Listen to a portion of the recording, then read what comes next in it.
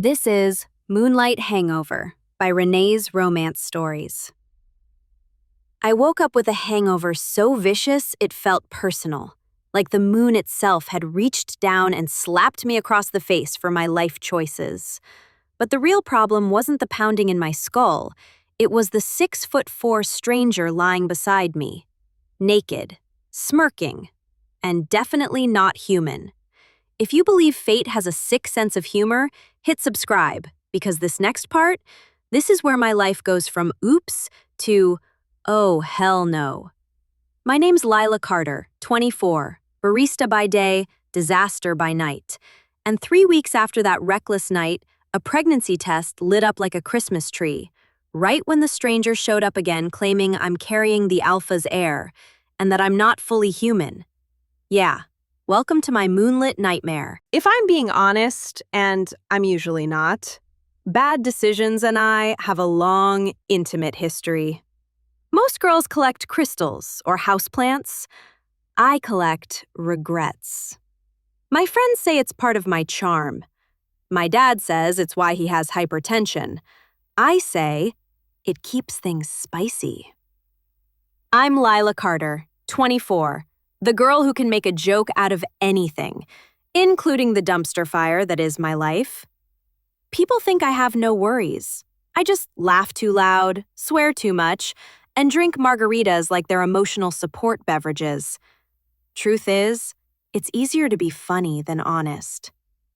I grew up with a mother who kept secrets like they were heirlooms, and a father who acted like parenting was optional. Mom died when I was 19. Dad retreated into his man cave, otherwise known as avoidance headquarters. And me? I became the entertainment. I wait tables and steam lattes at Moon Brew Cafe, where customers tip better if you smile like your soul hasn't been repossessed. My rent is cheap because the place was probably built with cursed bricks. My circle of friends is tiny but loyal. And every Friday night, we pretend we're not all slowly spiraling by going out to the same overcrowded bar downtown. Which brings me to that night. The night that proved tequila is a demon disguised as a beverage. The bar was packed, sweaty, loud, the kind of place where the floor sticks to your shoes and the music is strong enough to shake loose any sense of responsibility. My best friend Harper had dragged me out after a hellish week of rude customers, spilled coffee, and the existential dread that comes with realizing you're almost 25 with no plan, no savings, and no emotional stability. So yeah, I let loose. I danced even though I have the rhythm of a confused squirrel. I laughed even though nothing was funny. I drank even though the bartender was definitely judging me. And then, I saw him. Tall, dark, broody with bonus smolder. The stranger leaned against the bar like he owned it, and maybe the entire city. His eyes glowed amber in the flashing lights. Not metaphorically, like actually glowed. I should have been concerned. Instead, my brain went, pretty. Want. I blame the alcohol, and the fact that my romantic history could be summarized as men who are bad for me, a study. He approached me slowly, like a predator circling prey, and my dumbass actually giggled. "You look like trouble," he murmured, voice deep enough to trip a seismograph. "And you look like my next mistake," I shot back. Mistake number 1, saying that out loud.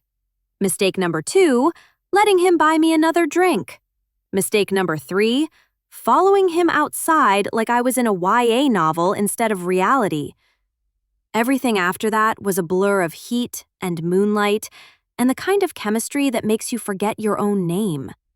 I didn't ask his, he didn't ask mine. That should have been the red flag of the century. We ended up at my apartment, which was hilarious because my place is approximately the size of a respectable broom closet. The sex was... Okay, look, I'm not going to pretend it wasn't incredible. The man had skills NASA could study. And then, morning came. I woke up naked, sore, and dehydrated enough to be classified as a desert. He was already pulling his shirt on, moving with this silent, dangerous grace that made me think he probably kicked puppies for fun. "You're safe," he said softly, which was a weird thing to say after a one-night stand. I blinked. "Cool. Good talk." He smirked, like he knew something I didn't. "We'll see each other again." "No, we won't," I replied, pointing at the door. "That exit leads to the rest of your life, which I am not a part of. Thank you for the cardio." He actually chuckled. Then he left. And just like that, he was gone. Another bad decision filed away under story to laugh about later. At the time, I didn't know two very important things. 1, he wasn't human. 2, he wasn't joking about seeing me again. But fate? Fate was already rolling up her sleeves, ready to ruin my entire damn existence. If there's one thing worse than waking up with a hangover, it's waking up with a hangover and the lingering memory of doing something catastrophically stupid. I lay there for a good 5 minutes, staring at the ceiling, trying to figure out which mistake I regretted more. A, drinking enough tequila to kill a mid-sized horse. B, sleeping with Mr. Tall, Dark, and Glowing Eyes. C, doing both while my roommate was home. Yeah, my roommate. That little detail I forgot to care about last night. I braced myself and stumbled into the hallway. My apartment smelled like cheap perfume, alcohol, and shame. The holy trinity of bad decisions. And there she was, Harper, standing in the kitchen, wearing her bright pink pajamas with tiny cartoon wolves on them. Ironic, considering everything I didn't know yet. And holding a mug the size of my entire future. She didn't even look up. "So," she said, voice way too chipper for 9 a.m. "Did the earth move, or was that just you stumbling into walls?" "I hate you," I croaked, grabbing the nearest bottle of water like it might save my soul. "Love you too," Harper replied, still not making eye contact. "Want eggs? Or should I get a mop for the floor when you inevitably die?" "I'm not dying," I said. "I'm wilting." She finally turned and froze. Her eyebrows shot up. A slow, wicked grin spread across her face. "Lila." She pointed to a spot on my neck. "Is that a bite mark?" I slapped a hand over my skin. "It's not. No, it's... Shut up." She squealed. "Oh my God, was he hot?" That made me pause. Hot? Hot didn't even begin to describe that man. Hot was too mortal a word. "He looked like he was genetically engineered for sin," I admitted. "If he asked me to commit tax fraud, I'd probably do it." Harper slammed her mug down. "Then why didn't you get his name?" "Because I was drunk, not conducting a census." "Did he leave his number?" "No." "Did you give him yours?" "No." She blinked. "Lila, sweetheart, babe, this is why you stay single." "I'm single because men are exhausting," I muttered. "Last night was recreation, not commitment." Harper gave me that look, the one that said she was trying really hard not to psychoanalyze me. "You sure he wasn't a serial killer?" she asked. "I mean," I said thoughtfully, "I don't think serial killers have glowing eyes." Her mug froze halfway to her lips. "Glowing?" I shrugged. "Probably the lighting." She stared at me a second too long. "What kind of glowing?" The shiny kind? Why did that sound stupid out loud? Harper sighed dramatically.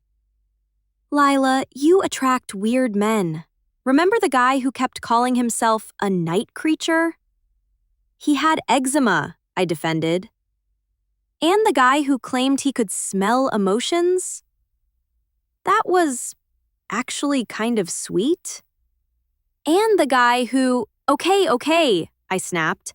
I don't have a type. I have a pattern. Yeah, psychos. I threw a piece of toast at her head. By noon, I was back to pretending my life was normal.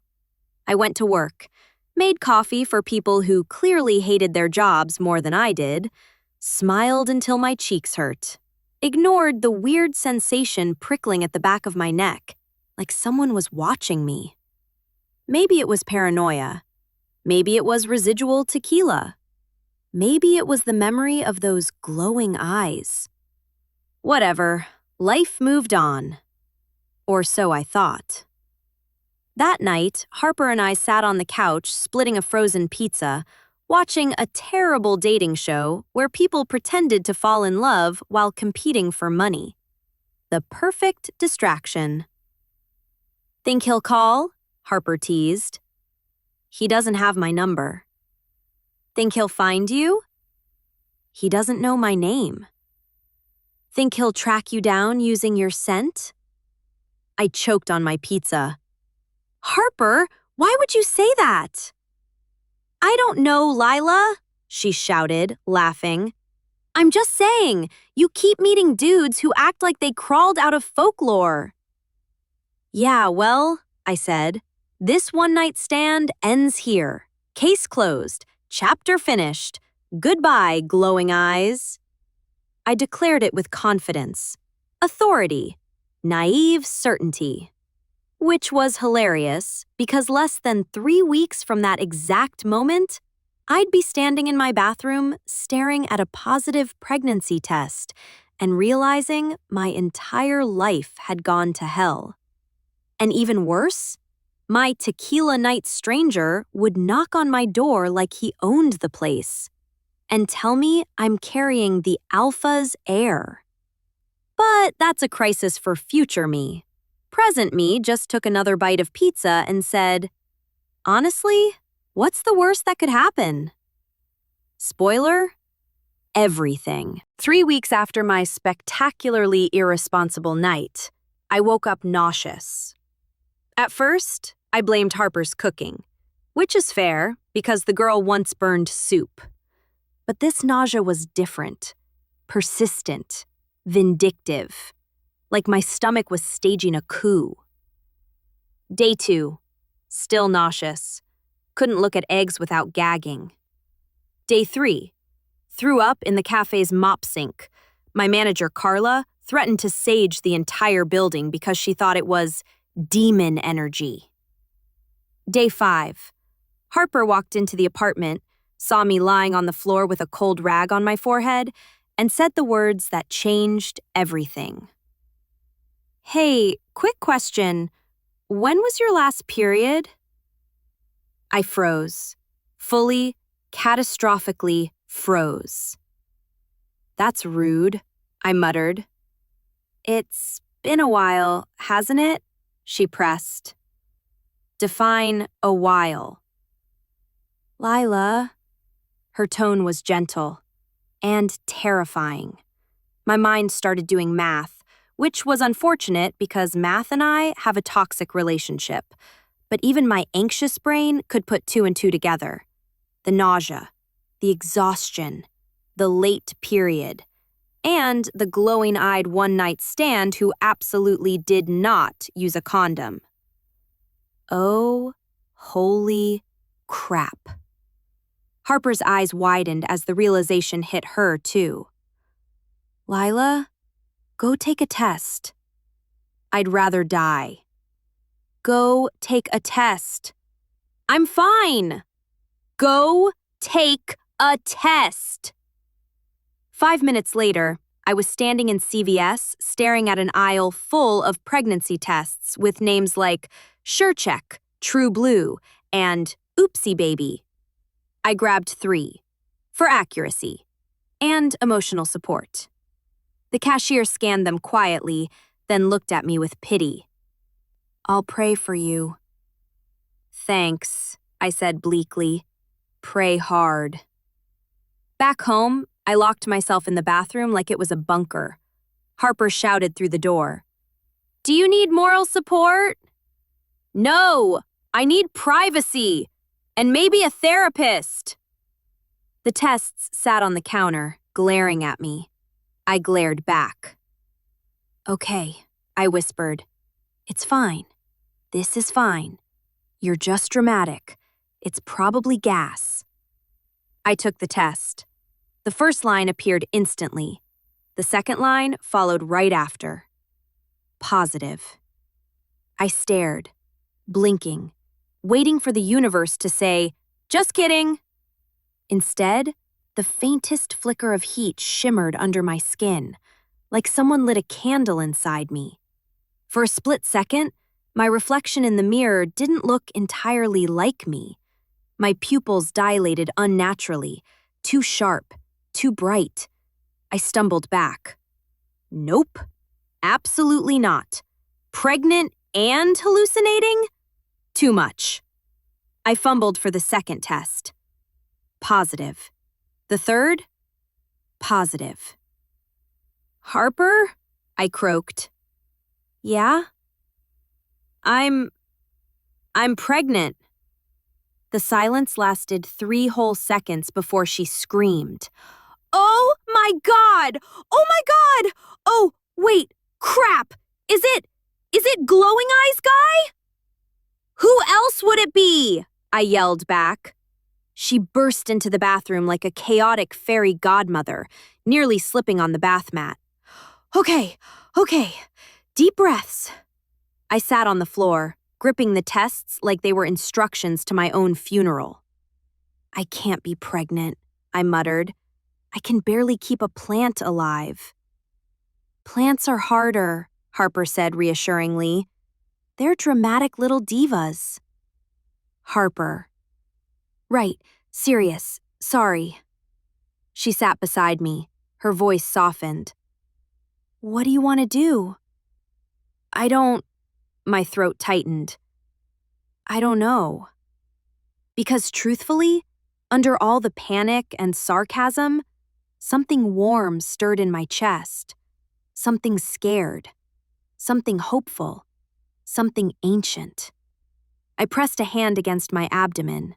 A pulse throbbed beneath my palm. Not mine. My breath hitched. Harper? I whispered. Yeah? I think something's wrong with me.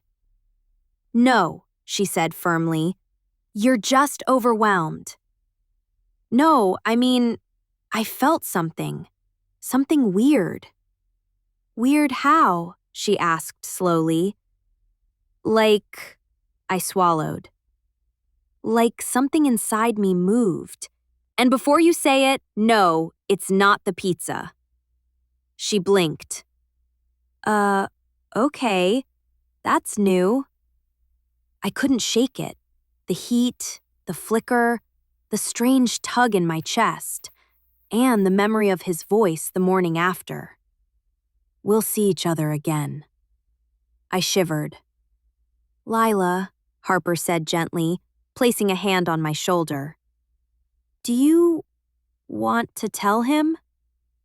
No, I said instantly. He doesn't even know my name. And what am I supposed to say? Hey, random hot stranger, remember me from tequila night? Congratulations, you're going to be a dad. Harper winced. Yeah, that's messy. Understatement of the century. We sat in silence, but then a chill rippled over my arms. The apartment lights flickered. Harper jumped.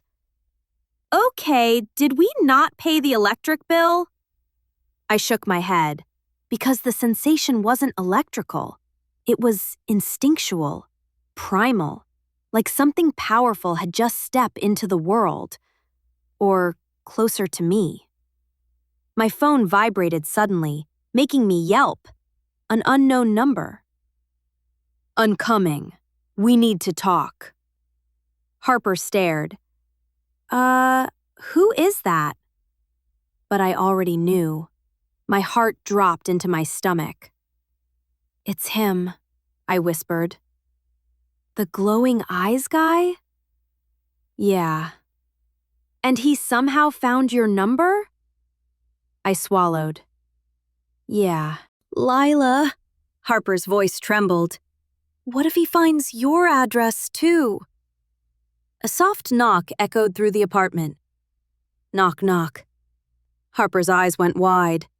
"Oh, hell no," she whispered. But I was already standing, already moving toward the door, already feeling something ancient and terrifying stirring inside me. I reached for the doorknob, and the moment my fingers touched it, a voice murmured through the wood. "Lila, open the door." My name. He knew my name. And that's when I realized the truth. I wasn't just pregnant. I was in danger. The smart thing would have been to run, or scream, or climb out a window, or grab the closest blunt object, which unfortunately was a decorative ceramic cactus Harper bought at a yard sale. But I didn't do any of those things. My hand stayed on the doorknob, frozen, like something in me already knew. He wasn't going away until I faced him. Harper whispered behind me, "Do not open that door." I whispered back, "Too late, he knows my name." "That's worse, Lila." She had a point, but the deeper thought, the one I wasn't ready to admit, was this. Part of me wanted to open it. Not because I trusted him, not because I wanted him here, but because my heart was pounding with a deafening, unnatural rhythm that felt suspiciously like recognition. I inhaled sharply and pulled the door open.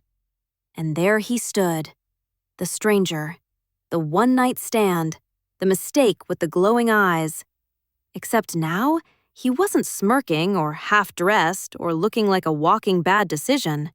Now, he looked lethal.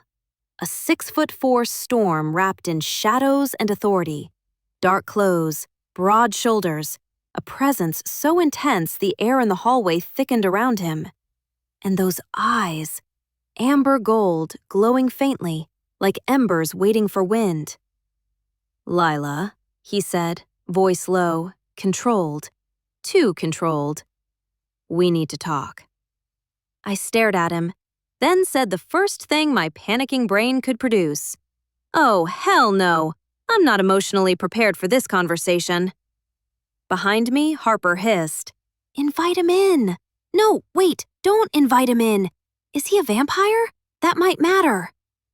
He arched a brow. "I'm not a vampire." "Great," I muttered. "Glad we cleared that up." He didn't smile. Not like he did that night.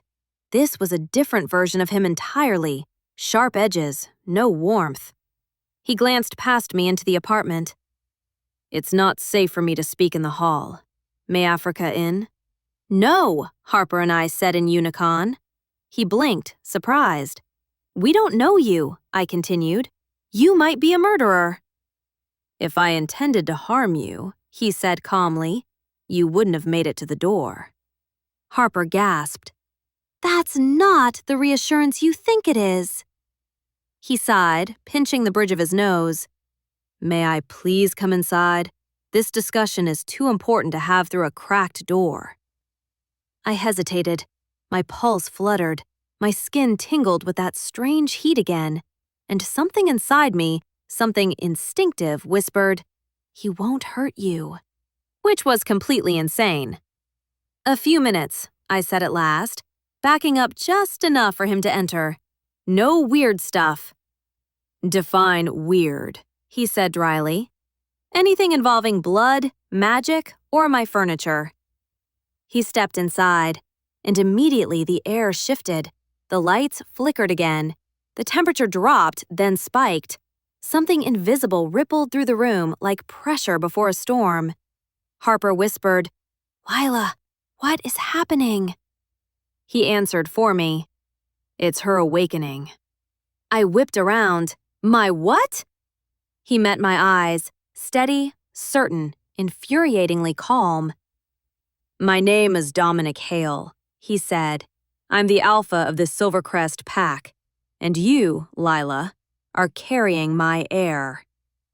I blinked once, twice, then I burst out laughing, like actual hysterical laughter. A pack? Like wolves? Like a furry club? Dominic didn't blink.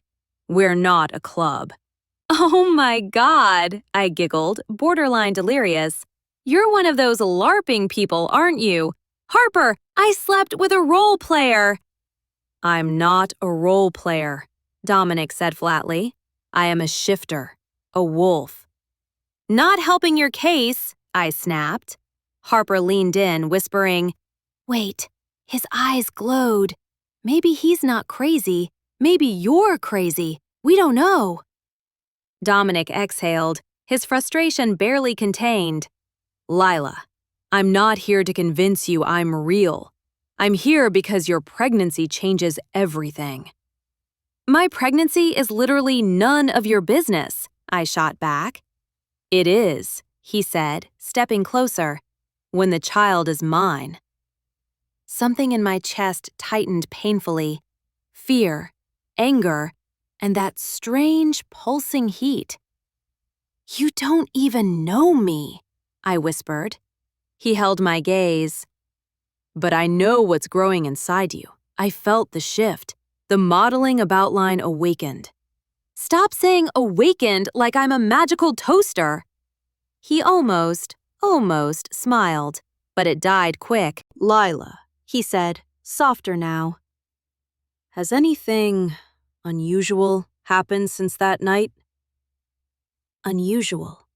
I thought of the lights flickering, that pulse under my palm, the heat curling under my skin, the brief shift in the mirror that wasn't quite me. No, I lied. Everything's normal. Dominic stepped even closer, close enough that his scent hit me. Wood smoke, pine, something warm and wild. My knees wobbled. Unhelpful. You can't lie to me, he murmured. I can try, I whispered back. He studied me, not in the predatory way of that night, but in a searching, almost reverent way, like he was memorizing me. You're not human, he said gently. A cold shock flooded me. Excuse me? You're half wolf, half shifter. That's why you felt the first stir of your inner self. Your mother hid it to protect you. My mother? No. My mom would have told me if she could, Dominic said quietly. She would have. I felt the room spin. Harper put a hand on my shoulder. Lila, breathe. Dominic's eyes softened. Your awakening was always going to happen, but the pregnancy accelerated it. The word pregnancy made my stomach twist. I still don't believe you, I said, voice shaking. He stepped back, giving me space, lifting his hands. I didn't come to demand anything of you. I came because you're in danger. From who? Harper asked. Dominic's expression darkened. The pack. Harper swore. I felt faint. He continued. Specifically, the beta's mate, Sienna. She won't tolerate an unknown woman carrying the alpha's heir. That made my blood run cold. But why would she care? I whispered. Dominic hesitated, just for a second. Then he said it. Because she wanted the title that now belongs to you. My heartbeat stuttered. Title? I repeated. He met my eyes. Alpha's Luna. I staggered back. Nope, absolutely not. Return to sender, wrong address. Dominic's jaw clenched. You don't get to opt out. Your blood chose. The bond chose. And now, he swallowed, the first crack in his composure. Now, I chose to. My breath caught. You can deny me, he said softly. Hate me. Reject everything I've told you. But Lila, whether you believe it or not, you're mine. That was too much. Too intense. Too impossible. I backed away until my spine hit the wall. I'm not yours, I whispered. I don't belong to anyone. Dominic's eyes glowed brighter, amber flaring to molten gold. No, he murmured. You belong with me. A soft, almost inaudible growl vibrated through the air, not threatening, but claiming. And just like that, the flicker inside me answered. I gasped, a heat wave rolling through my body. Harper yelped, Lila, you're glowing! What? I shrieked. Dominic smiled, finally, for real this time. She's awakening, he said, voice reverent. The bond is calling. I stared at him in terror. What bond? He stepped closer. Our bond, he said simply. Alpha, mate, heir. I shook my head violently. No, stop. I didn't sign up for any of this. Dominic's voice softened, but his eyes were absolute. Lila, fate signed for you. The room swayed. My knees buckled, and the last thing I heard before everything went dark was, I've got you. When I came to, I wasn't on my bathroom floor or in a hospital bed. I was on my couch, wrapped in a blanket Harper definitely did not fold this neatly, with a cold glass of water pressed lightly into my hand. Dominic sat on the coffee table across from me, posture straight, tension coiled in every line of his body, like a predator forcing itself to behave indoors. Harper hovered behind him with a frying pan, for protection. Don't worry, she whispered. If he even thinks about wolfing out, I'm hitting him. Dominic didn't turn around. You will break your wrist before you break my skull. Harper squeaked. Lila, I hate him! Honestly, same. Stop scaring my best friend, I croaked. He turned his gaze to me, and just like that, everything inside me tightened. Not because he was dangerous, because he looked concerned. I didn't mean to frighten her, he said softly, but you fainted. I had to help. I groaned. God, embarrassing. You fainted because the bond stirred, he continued. Your body is adjusting. You're shifting for the first time. I sat up too fast. Nope, no. Shut up. Stop saying that. I am not shifting. Shifting is what cars do. Wolves shift too. Not this wolf, I snapped, pointing at myself. I barely shift gears emotionally. Dominic's eyes softened with something I couldn't place. Patience, maybe. Or pity. I wasn't sure which pissed me off more. He leaned forward. Lila, you asked about your mother. Right. That. My chest tightened painfully. What about her? He exhaled, the weight of the truth settling between us. She wasn't human. She was Silvercrest born, a wolf of high rank, a gifted one. But she left the pack before I was born. My breath caught. No, she would have told me if she was, I don't know, a magical forest creature. She didn't tell you because she wanted to protect you, Dominic said gently. She knew you'd awaken eventually, but she wanted you to have a chance at a normal life. A laugh punched out of me, sharp, brittle. Well, mission failed. I'm pregnant with a stranger's moonchild while glowing like a radioactive glow stick. Very normal. Harper patted my shoulder sympathetically. To be fair, You've always been a little weird." "Not helping," I muttered. Dominic continued. "Your father knew too." My heart stopped. My dad? The man who could barely look at me since my mom died? The man who hid behind chores and TV news to avoid emotional conversations? "He never said a word," I whispered. "He couldn't," Dominic said. "Your mother made him promise, but he knew this day would come." Anger surged through me, hot and sharp. So everyone knew about this except me, the actual wolf person carrying the heir? Dominic flinched. "I understand your anger, but please, listen." "No," I snapped. "I'm done listening. I'm done being kept in the dark. I deserve answers." "You're right," he murmured. And that was the first thing he said that didn't piss me off. He nodded once, as if preparing for impact. "There's more." Harper groaned. "Oh, fantastic. More secrets. Yay."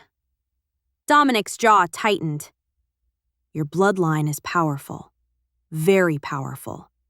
Sienna, our beta's mate, believes she should have produced the next heir. She hates outsiders, humans, anyone not born Pack." He paused. "She hates you most." I blinked. Why? I didn't even know she existed.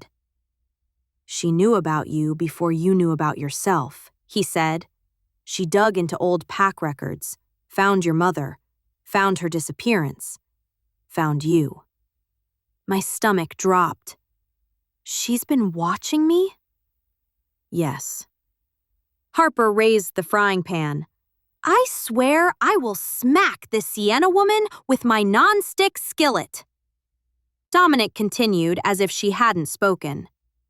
"She believes the Alpha's Luna should be a full-blooded wolf, not a half-shifter, not a human-raised woman, and depending not someone I met by fate instead of arranged alliance." "Wait," I said slowly. "She thought you and she would?" "Yes," he replied. "Oh, hell no." I put a hand up. "You mean this psycho already thought she owned the title and now she's mad because your glowy wolf baby chose me?" Harper whispered, "This is better than cable." Dominic ignored her. "She believes the heir is her right by Pack hierarchy." His eyes darkened. "And she will not accept your existence quietly." A chill crawled down my spine. "So she hates me," I said. "And she's dangerous. And she's jealous. Great. Love that for me." Dominic leaned in slightly. "I will protect you." I rolled my eyes. "Please, you barely protected me from tequila." He asking smiled. Almost. But beneath the humor, fear gripped me. "Why didn't you tell me sooner?" I whispered. His expression shifted, shame flickering through the alpha facade. "I tried. After that night, something shifted in me. I felt the bond forming. I sought you out the next morning to explain, but your building security turned me away." I blinked. "Oh my God. That's because we had that crazy neighbor who kept letting stray men in, so they stopped allowing anyone up." He nodded. "By the time I located your phone number and tracked your scent, your awakening had already begun, and the Pack was already talking." Talking? About me? About my baby? About a role I didn't even want? My throat tightened. "What happens now?" I asked quietly. He held my gaze. "For now, we keep you safe, and we keep the heir safe." "No," I said firmly. "What happens when the Pack finds out? When Sienna finds out?" Dominic paused, then delivered the final blow. "She already knows." The room went silent. Harper swore under her breath. My stomach twisted. How? I whispered. Dominic's jaw clenched. Someone told her. A traitor in my own ranks. Someone who wants power. Or wants you gone. My chest constricted. But why betray you? I asked. You're the alpha. His eyes turned cold, his voice low. Because some wolves will kill an heir to rewrite the future. Something deep inside me, some ancient part of my blood, growled in warning. I didn't know what was coming next, but betrayal had already started, and it was headed straight for me. The next morning hit me like a truck made of nausea and regret. I rolled out of bed and crawled to the bathroom, clutching my stomach like I'd swallowed a small, angry demon. From the living room, Harper called out, "Morning, sunshine. Do you want toast or a bucket?" "Bucket," I croaked, before emptying the contents of my soul into the toilet. Pregnancy glow? Yeah, no. More like pregnancy doom. When the vomiting stopped, temporarily, I slumped against the bathtub. The edges of my vision shimmered again, like heat on pavement, then snapped back. "Harper?" I called weakly. "I think my insides are staging a rebellion." She rushed in holding a cold rag. "Is this normal pregnancy stuff or wolf stuff?" "I don't know." I slapped the rag over my face. "Does morning sickness feel like your stomach is trying to turn itself into a were creature?" "Probably not." "Awesome. Love that journey for me." She sat beside me, patting my shoulder. "Dominic texted. He wants to check on you." I groaned. Of course he does. Mr. Alpha feels a disturbance in the force. "You know," Harper said, pulling her knees to her chest, "for someone who claims they want nothing to do with him, you sure think about him a lot." I glared at her. Not in a romantic way, in a scared for my life way. "Uh-huh." "Shut up." Dominic showed up 30 minutes later, because apparently privacy is a suggestion, not a right, when you're pregnant with the alpha's heir. He stepped inside, eyes scanning me first, lingering on my pale face, my trembling hands, my blanket burrito situation. "You look unwell," he said. "Wow," I replied dryly. "Is that the legendary alpha charm? I'm swooning already." Harper mouthed, "Be nice." Dominic crouched beside me, his expression softening. Something I didn't expect from someone built like a medieval warlord. "This is normal," he murmured. "Your body is shifting, preparing. Your senses will change. Your strength will change. But the transition is harder because you were never trained for it." "Trained?" I scoffed. "What am I, an Olympic wolf?" He ignored the sarcasm. "Half-shifters awaken gradually, but pregnancy accelerates everything. Your body is trying to adapt at 2 speeds." Another wave of nausea hit, and I lunged for the toilet. Dominic held my hair back. "Oh, wow, he's a keeper." Making dying animal noises. Dominic said nothing, but his hand stayed warm on my back, steadying me. It should have annoyed me. It didn't. Maybe because I could feel the faintest pull, like a magnetic thread connecting us. When I finally stopped heaving, I leaned against the tub, utterly drained. "I hate this," I whispered. "I don't even know what's happening to me." Dominic lowered himself to sit on the bathroom floor across from me. "There's something else," he said quietly. "Part of why you're so sick." My head snapped up. "What?" "The pack is restless," he explained. "Your awakening is causing a ripple effect. Wolves with strong instincts can sense change. They can feel the air, the shift." "Is that why everything feels weird?" I whispered. Like there's this hum under my skin? Yes. And why I keep having those dreams? His eyes sharpened. What dreams? I hesitated, because saying it out loud felt like stepping off a cliff. The ones where I'm running, I murmured. Through trees, barefoot, fast, too fast, and there's this sound, a heartbeat, not mine, something bigger. Dominic's breath caught. That's your wolf. I choked. Nope. My wolf? I don't have a wolf. I can't have a wolf. You can, he said quietly. You do. Before I could argue, Harper's phone buzzed loudly in the hallway. She walked in, pale as drywall. So, she said, voice shaking.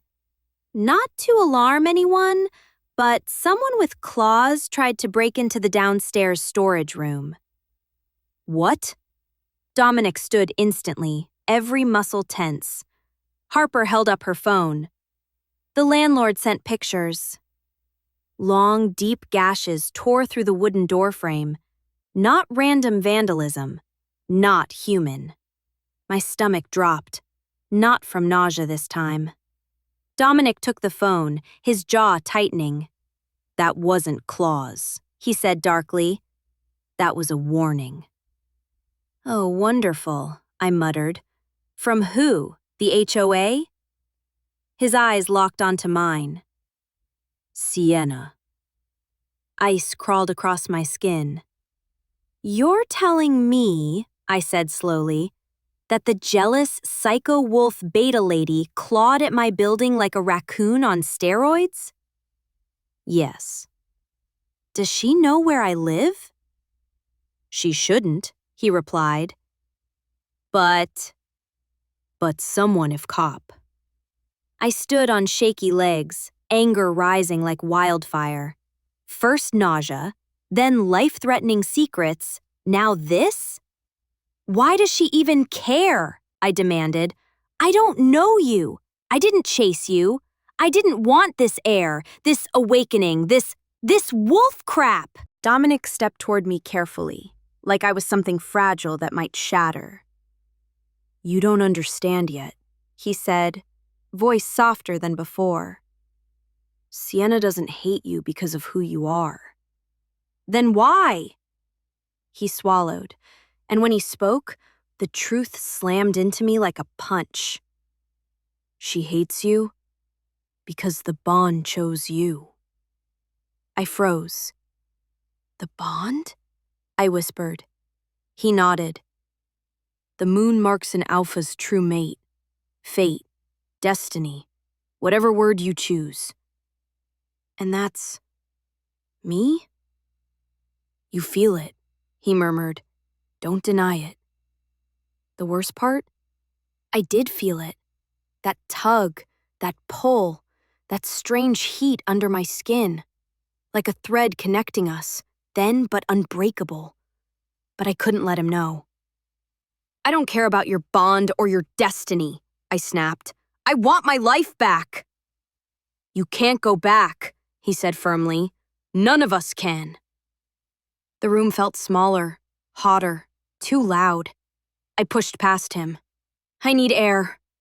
He let me go, but I felt his gaze follow me, heavy, protective, burning with something I didn't dare acknowledge. Because if I did, I'd fall apart. Outside, Harper joined me on the balcony, while Dominic stepped into the hall to take a call. So, she said, leaning on the railing, your baby daddy is a giant wolf king, there's a psycho she-wolf who wants to kill you, and you might be a werewolf too. Yep. On a scale of 1 to, we need to flee the country, how screwed are we? I sighed. Emotionally, devastated. Physically, vomiting. Spiritually, on fire. Harper nodded solemnly. Cool. Just checking. When Dominic returned, his expression was grim. They know, he said. My stomach tightened. Who? Half the pack. Maybe more. Sienna's been spreading rumors.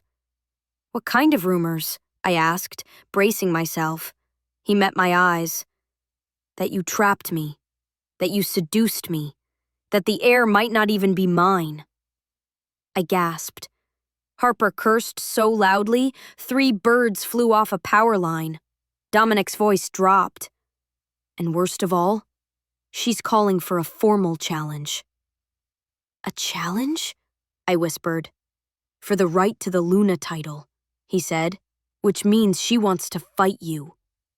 In wolf form? Yes. I can't even shift! He stepped closer. I won't let her touch you. But she'll come for me anyway.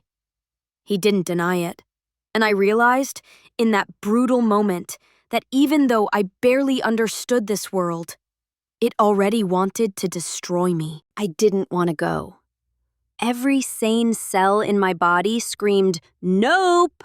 But apparently pregnancy, awakening wolf genetics, and an irritable alpha mate overruled sanity.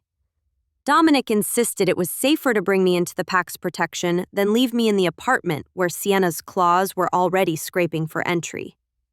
So now I sat in the passenger seat of his obscenely expensive black SUV, clutching the seatbelt like it was a comfort object, while Harper sat in the back muttering prayers to any deity who accepted walk-ins. I cannot believe your life turned into Teen Wolf, but worse, she whispered. I stared out the window, dread creeping up my throat. Yeah, well, the Teen Wolf people had training. Dominic gripped the wheel, jaw tight. The closer we got to the pack grounds, the more intense he became. His aura pressed against the air, heavy and electric. Are you okay? I asked before I could stop myself. He glanced at me briefly. You're in danger. I'm focused. Focused is fine, Harper said. Brooding wolf warrior energy is fine. Murdery silence is not fine. Dominic didn't answer. I sighed. Harper, stop antagonizing the alpha. I'm not antagonizing him, she said. I'm observing him, like a documentary. Dominic exhaled sharply through his nose. If an alpha could be done with us, he was very done. The pack territory was a forested stretch of land outside the city. Dense trees, gravel roads, moonlight filtering through heavy branches. It felt older than the urban skyline disappearing behind us. Wild, alive. A massive lodge-style building sat in the center of it all. Stone walls, warm lights glowing through tall windows, and a carved crest of a silver wolf over the entrance. Harper whispered, "This looks like a bougie werewolf Airbnb." Dominic shot her a look. "This is the council hall." "Ah," she said, "so fancy jail." I elbowed her. "Stop." But she wasn't entirely wrong. Because the moment we stepped inside, every instinct inside me went on red alert. Dozens of wolves, most in human form, turned to look at us. Some curious, some hostile, some sniffing? One man with salt and pepper hair snarled under his breath. "She's the human?" Another spat. "She's the reason Sienna's challenging the Luna claim." Another woman whispered, "She's not even trained." Dominic growled, low, dangerous, enough to silence the entire hall. "She is under my protection," he announced, "and she will be respected." The room quieted, but tension simmered like a pot ready to boil. I swallowed hard. Are they always like this? No, Dominic murmured. They're usually worse. Comforting. Great. Love that. He guided me to a long wooden table where the council sat. I felt like a defendant in a supernatural courtroom. A tall man with pale eyes, Beta Marcus, stood. His expression was unreadable. Alpha, Marcus said. We didn't expect you so soon. Situations involving the heir don't wait, Dominic replied coldly. Several council members murmured. Marcus's jaw twitched slightly. Then the doors slammed open. Sienna entered, and she looked like the villainess in a high-budget fantasy film. Tall, stunning, dressed in black with silver embroidery. Her dark hair flowed like ink, her eyes sharp and icy. She carried herself like royalty. Her gaze cut to me, then down to my stomach. Her lip curled. "Oh," she said sweetly, venom dripping from every syllable. "It's true. The Alpha really did choose trash." Harper inhaled sharply. "I'm gonna fight her." I grabbed Harper's wrist. "Please don't die." Dominic stepped protectively in front of me. "Sienna, you will show respect." She laughed. "Respect? For her? She's not even a full shifter. She's nothing, a nobody, a one-night mistake." Heat exploded under my skin. Anger, fear, something deeper. Dominic's power surged beside me, his wolf snarling beneath the surface.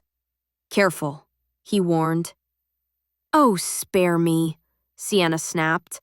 "You think claiming her makes her worthy of leading us? Of bearing the heir? She isn't Luna material. She's barely pack material." Her eyes landed on me again, gleaming with cruelty. "Tell me, little human, did you even know the Alpha was a wolf when you opened your legs for him?" The room gasped. My breath stuttered. Harper lunged forward, but I yanked her back. Dominic snarled, a deep, violent sound that shook the walls. "Sienna," he growled, "your jealousy is transparent." Her smile sharpened. "Jealous? No. I'm furious.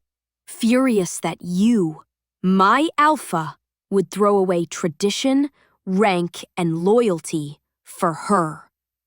She pointed at me as if I were dirt.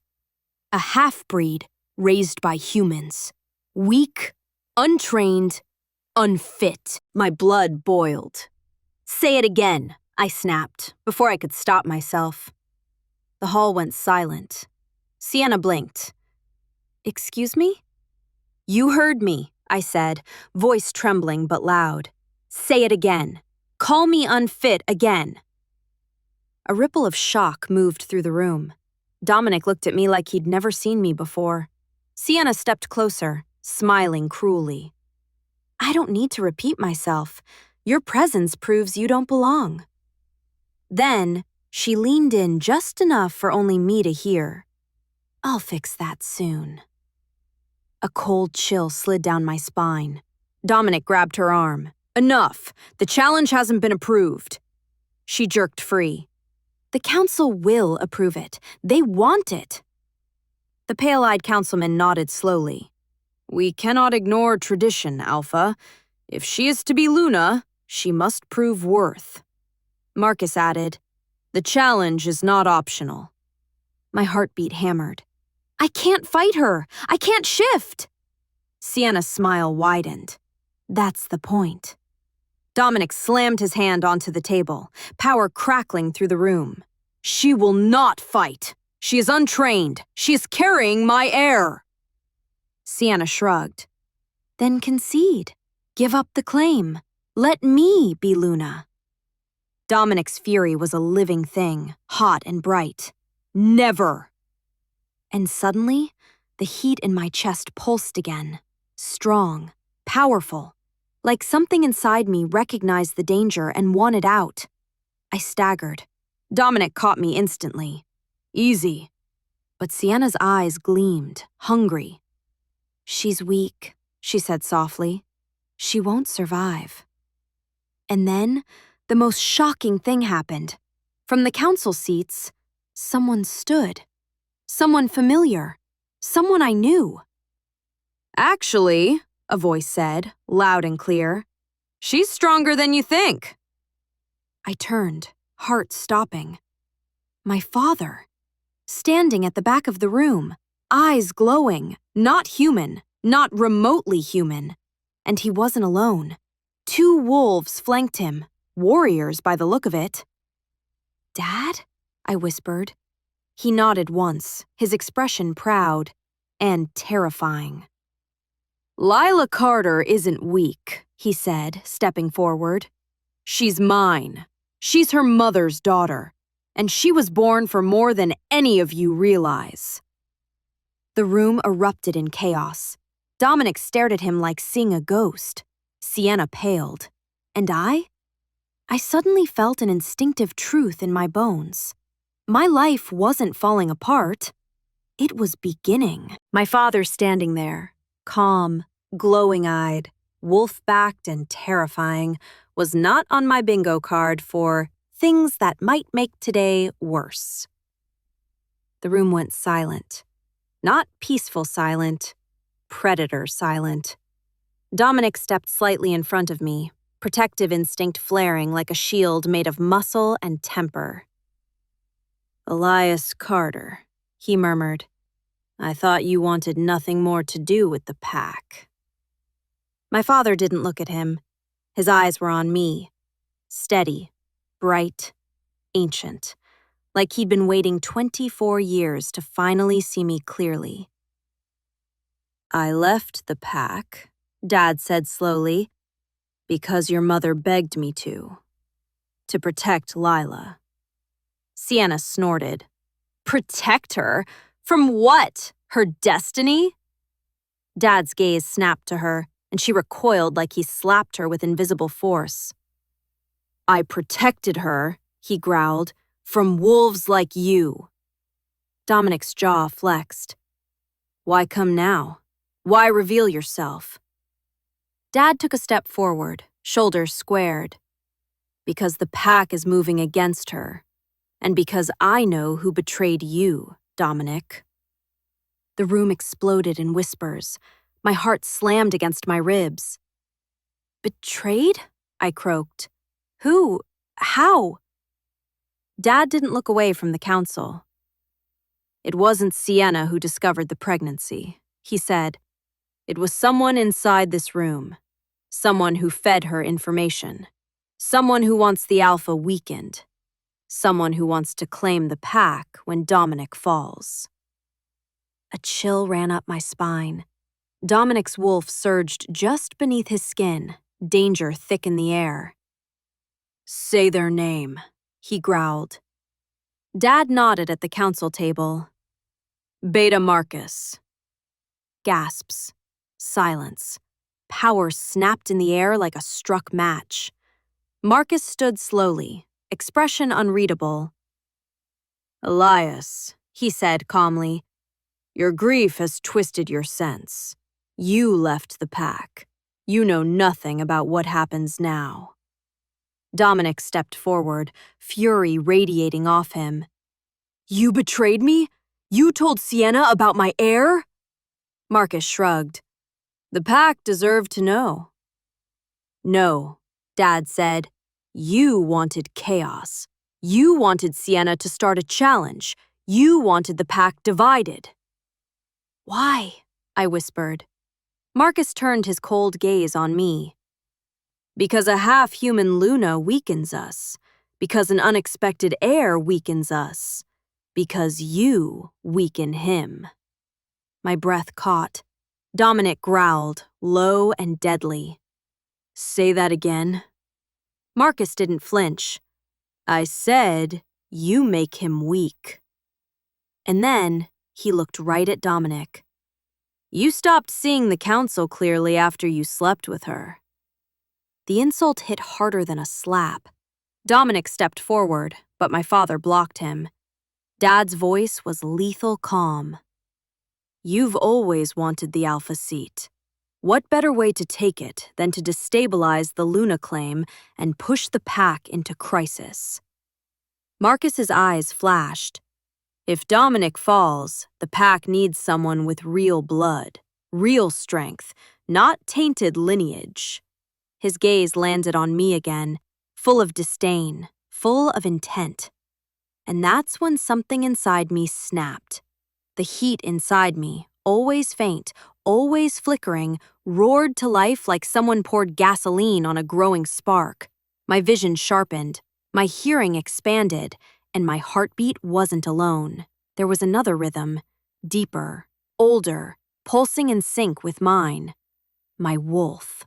She surged up violently, slamming against the walls of my chest, demanding out, demanding to protect, demanding to tear Marcus apart. I staggered. Dominic caught me instantly, both hands on my shoulders. "What's happening?" I gasped. His eyes widened. "Your wolf, she's trying to surface." "I thought I couldn't shift." "You're not shifting," he said urgently. "You're awakening." "Oh, great," I groaned, voice cracking. "Now I'm a magical air fryer." Sienna laughed cruelly. "Look at her. She can't even handle her own bloodline. She's pathetic." "Enough!" Dominic roared. The air shook, but Sienna didn't stop. "She's fragile, weak, and you think she'll survive bearing your air?" A snarl ripped out of me, raw, instinctive, and nothing human. The room froze. Sienna's eyes widened. "Oh," she whispered. "There it is." Dominic turned to me gently. "Lila," he murmured, "breathe. Focus on my voice. Stay with me." He patrons commanding me. He was anchoring me. And something in my wolf responded, calming under his voice, his presence, his scent. But Marcus saw the moment of vulnerability and seized it. "You see," he said to the council, "she can't control her powers. She is a danger to the pack. She must be removed and the air destroyed before it destabilizes us further." Destroyed. Something dark surged through me again, dominant, fury-soaked. Dad snarled, "You will not touch my doctor or her child." Sienna stepped closer to Marcus, eyes gleaming. "Kill the heir, claim the author, and transit the pack under a rightful-born Luna." Dominic Whom lunged, not fully shifting but close, his eyes glowing molten gold, his aura exploding outward like wildfire. "You dare threatening my mate and my heir?" Marcus didn't back down. "I dare because you're no longer fit to protect this pack." The council erupted into chaos, wolves shouting, growling, hurling accusations. And then, a loud blast shook the room. Everyone turned. A warrior rushed through the door, panting. "Alpha, Sienna's forces are moving toward the human city. They're hunting the girls home. They want to flush out the air." My lungs squeezed. My apartment, my life, my safety, gone. Harper grabbed my arm. "Lila, we need to go." Dominic moved instantly. "Get her to the protected wing," he ordered my father. "I'll handle Marcus." Before my father could answer, Sienna lunged at me. A blur of claws, teeth, violence. She moved like lightning, faster than anything human. I threw my arms up instinctively, and something exploded out of me. Not light, not fire, not magic. Power. Wolf power. A shockwave burst from my body, hurling Sienna backward across the council hall and slamming her into the stone wall so hard, cracks spiderwebbed out behind her. Everyone froze. Everyone stared. Dominic's eyes widened, full alpha awe, and something deeper, something reverent. "Lila," he whispered. "That wasn't a shift. That was a Luna's protection flare." My father exhaled. Her mother had it too. Sienna groaned, pushing herself up, furious but rattled. Marcus's face blanched. Dominic stepped between me and all of them, and his voice was soft, devoted, unshakable when he said, "She is not weak. She is not unfit. She is not yours to challenge." Then he turned, eyes locking with mine. "She is mine." My wolf surged, answering. The council watched with something like fear. and respect. But the danger wasn't over, because Marcus stepped forward, eyes glowing with rebellion, voice cold as death. "This isn't finished." Dominic growled. "It is for tonight." "No," Marcus hissed. "This is war." And with that, he fled the hall, wolves loyal to him following, leaving Sienna unconscious. The council divided, and the pack on the edge of civil war. Dominic grabbed my hand, pulling me close. "Lila," he whispered urgently, "we need to go. Now."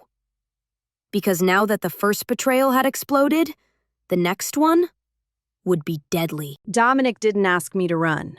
He pulled me, gripping my hand with a force that was desperate, protective, and something dangerously close to fear.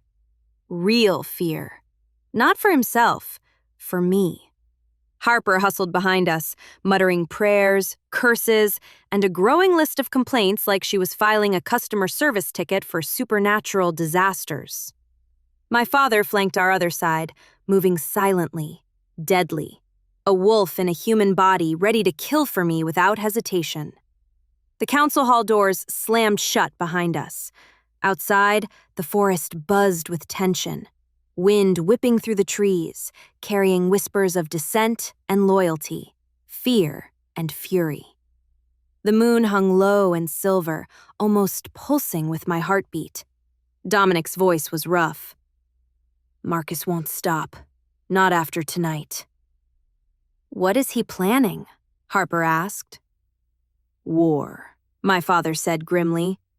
"A takeover. He's wanted the Alpha seat for years. You, Lila, you just gave him the excuse he needed." I swallowed hard. So this is my fault. Dominic jerked to a stop, so suddenly I almost crashed into him. He turned, cupping my cheek, eyes burning gold. "Stop. Don't ever say that again." My breath caught. His voice lowered. "This isn't your fault. Fate chose us, chose the heir, chose everything. Marcus is twisting destiny for his own gain." I stared up at him, my chest tight, my wolf humming under my skin like she recognized him, needed him, claimed him. But I wasn't ready for that. Not yet. Not completely. "Dominic," I whispered. "I'm not Luna. I'm not even fully wolf. I don't belong here." A harsh growl rumbled from him. "You don't belong there." His hand slid down to rest gently over my lower stomach. "You belong wherever you are safest, and that is not the human world anymore." My throat tightened, because deep down, I knew he was right. Something inside me had already changed, shifted, awakened, but I still wasn't ready to be claimed by a destiny chosen before I even understood who I was. I stepped back. "I don't want to be a pawn in pack politics." "You're not a pawn," he said fiercely. "You're the queen." Harper muttered, "Oh wow, that was actually smooth. If you don't want him, I'll take him." "Harper," I hissed. "Sorry, stress makes me thirsty." Dominic led us toward the protected wing of the pack house. Thick stone, heavy doors, reinforced magic wards humming faintly along the walls. But before we reached it, a howl ripped through the forest, low, angry, commanding. My wolf jolted in my chest like a struck nerve. Dominic stiffened. "Marcus." Another howl answered. Dozens, a chorus of wolves gathering their strength. My father cursed. "He's rallying his supporters." Harper whispered, Guys, not to be dramatic, but that sounded like an army." Dominic turned, expression suddenly, terrifyingly calm. "Lila, look at me." I did, because I couldn't not look at him. "Our world is changing tonight," he said softly, "and whether you want to or not, you're part of that change." My heart thudded. I don't want to lose myself, I whispered. You won't, he promised. You're stronger than anyone here, including me. That didn't sound comforting. It sounded prophetic. But before I could respond, a violent boom echoed across the forest as wolves slammed into the outer gates. Harper shrieked. Oh, hell no! We are not doing a werewolf siege tonight! Dominic grabbed me, pulling me flush against him. You're shifting, he murmured urgently. My breath hitched. What? No, I'm not!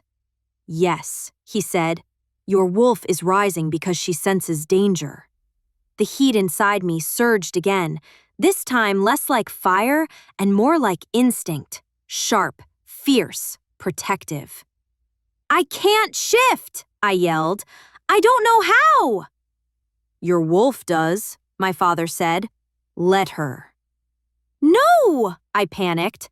She'll take over. I'll lose control. Dominic pressed his forehead to mine. You won't lose control. His voice dropped, thick with emotion. Because I'll be right here. My breath trembled. Lila, he whispered, you don't need to be perfect. You don't need to know everything. You just need to trust me. And God help me, I almost did. But then, a blast of air and debris shattered the tree line, and Marcus emerged at the front of a pack of wolves, eyes glowing, fury warping his face. There she is, he snarled, the half-breed, the abomination, the air-carrying whore who'll doom us all. My wolf roared inside me so hard I staggered. Dominic stepped in front of me, pure alpha. You will not touch her. Marcus sneered. Move aside. Your time is over. No, Dominic growled, power rolling off him. It's only beginning. Marcus lunged, but he never reached us, because the moment he crossed the threshold, my wolf surged past every barrier, exploding outward in a brilliant, blinding shockwave of silver light that tore across the clearing like a living force. Wolves screamed, the ground cracked, the air vibrated with power so ancient it tasted metallic on my tongue. When the light faded, Marcus was on his knees, eyes wide with terror. Half the wolves who followed him were pinned to the ground, unable to rise. And Dominic? Dominic stared at me like I'd just rewritten the universe. Lila, he whispered, breath shaky. You're not shifting. I swallowed hard. Then, what was that? His eyes glowed bright gold. That was a Luna's call. My father smiled, fierce and proud. Your mother had it. Only the rarest bloodlines do. It commands wolves, protects the air, bends fate. I shook my head. No, I'm not.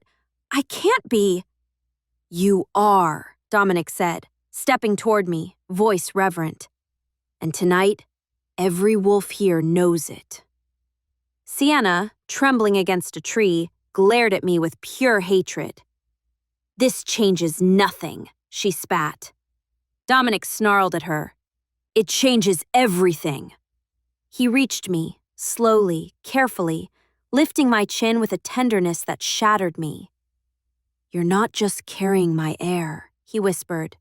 You're my mate, my true Luna, chosen by fate, and now, by me. My wolf hummed, answering his, but I wasn't ready to give in completely, not yet. So I said softly, I'm not promising anything. His lips curved into a dangerous half-smile. I'm not asking for promises, just time. Behind us, Marcus growled weakly, but his voice trembled. This isn't finished. Dominic turned to him, power rolling off him like a tide. Oh, it's finished, he said. You challenged destiny. Destiny answered, and she's standing right beside me. He looked at me again, slow, molten, certain. "Lila, come stand with me." My heart pounded. For the first time in my life, I wasn't running. I stepped forward, fingers brushing his, and something clicked into place. Quiet, powerful, inevitable. Not possession, not dominance, not submission. Alignment. My wolf sighed inside me, relief and triumph. Dominic intertwined our fingers. The pack watched. The forest stilled.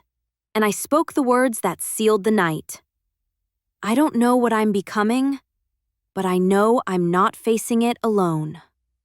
His answering smile was a promise and a warning wrapped in heat. "You never will." The moon rose higher. The pack bowed instinctively. Dominic's power flared. And for the first time, I felt mine rise to meet his. No longer a mistake. No longer a runaway. No longer prey. I was the emerging Luna of a divided pack. A mother carrying an heir born of fate. A woman with a wolf inside her strong enough to command. And this was only the beginning. 3 weeks later, I stood on the balcony of the Alpha's residence. Well, technically my temporary residence, watching the sunrise spill over the Silvercrest territory like molten gold. Peaceful. Calm. Almost normal. Almost. Because inside me, 2 heartbeats thumped in perfect harmony. One mine. One impossibly strong, impossibly ancient. The air. My air. I rested a hand over my stomach, feeling the faint, warm pulse beneath. My wolf hummed softly, content but restless, like a guardian pacing the borders of my skin. A soft knock sounded behind me. I didn't turn. "I told you not to sneak up behind pregnant women. We're twitchy and dangerous." Dominic's voice rumbled. "You weren't in danger. I made sure." I rolled my eyes. "You say that like it's normal to have warriors stationed outside my door." "It is," he said, stepping up beside me. "You're carrying the air, and Marcus's remaining loyalists are still out there." Right. The fallout. Marcus had been exiled pending full tribunal review. Sienna, stripped of rank and placed under guard. The pack, divided but stabilizing. Dominic had spent the last 3 weeks repairing alliances, securing borders, and making sure no one tried to assassinate me. Meanwhile, I'd been napping, vomiting, craving French fries dipped in ice cream, and occasionally sending wolves flying across rooms when my emotions spiked. Pregnancy. But make it supernatural.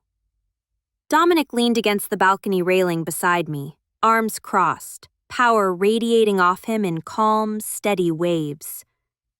"You look stronger today," he said softly. "I threw up twice instead of 3 times," I said dryly. "I'm basically thriving."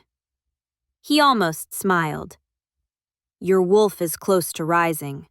When she surfaces fully, your sickness will ease." "That sounds great," I said. "Can she surface sooner, like today?" Dominic chuckled, low and warm, dangerously warm. And yeah, okay, I felt that in my bones. Our slow burn was a combustible thing, held back only because the bond was too strong, too new, too overwhelming to rush. Not to mention I was pregnant with his heir and still trying not to die. But the heat, the awareness, the magnet pulling us closer, it grew every day. "You're adjusting faster than expected," he murmured. "Your bloodline is rare." Rare, in Dominic language, meant, "You scare the shit out of me," but in a sexy way. I nudged him. "You still owe me answers about my mom." He exhaled. I know. Don't get broody, I said. It's unsettling. You look like Batman when you brood. He blinked. Who? Oh my God. Before I could explain Gotham City to the giant wolf man, a soft, respectful knock sounded on the balcony door. It was Rowan, one of the warriors loyal to Dominic. Alpha, he said, bowing slightly. The lower patrols confirmed Marcus's trail continues west. He's using rogue routes. Dominic's jaw tightened. And Sienna? Contained, but she's been vocal. Of course she has, I muttered. Queen of temper tantrums. Rowan hesitated before adding, Councils from other packs are requesting updates. They're asking when the Luna will be publicly introduced. My stomach flipped. Dominic dismissed Rowan with a nod, then turned to me. His gaze softened. Something warmer, deeper than I was ready for. I won't push you, he said softly. I swallowed hard. But eventually? Yes, he said simply. Eventually. I looked back at the sunrise. 3 weeks ago, I was a hungover, terrified barista with a glowing pregnancy test and no clue her one-night stand was an alpha. Now I was half wolf and awakening, pregnant with the heir, targeted by half a pack, protected by the other half, and slowly, against all sanity, falling into a fate I never asked for. But here's the thing no one tells you about fate. It doesn't care if you're ready. It comes anyway. Dominic stepped behind me, close enough that his warmth tingled down my spine, but not touching me, not claiming, not rushing, just there. Solid, steady. A promise without a cage. You don't have to decide today, he murmured near my ear. But when you do, I'll be waiting. My breath caught at the quiet intensity in his voice. No protection, no ultimatum, just truth. I rested my hand on my stomach again, feeling the faintest flutter, a spark of movement like a tiny kick. My heart squeezed. Okay, I whispered into the morning air. I don't know where this goes. I don't know who I'm becoming. I don't know if I can lead a pack. Dominic's voice was a soft vow. You already are. I closed my eyes, not ready to claim the title, not ready to surrender the bond, but ready to stop running. Then, I breathed, I guess the pack and I are learning together. Dominic finally allowed himself a smile. Slow, warm, devastating. Our Luna, he murmured, will rewrite everything. I didn't correct him. Not this time. Because for the first time, the word didn't terrify me. It felt like a future. A dangerous, impossible, moonlit future. But mine. Thank you for listening to Moonlight Hangover. If you'd step into fate rather than run from it, share this story with your pack. And don't forget to like, subscribe, and join Renee's Romance Stories for more moonlit drama.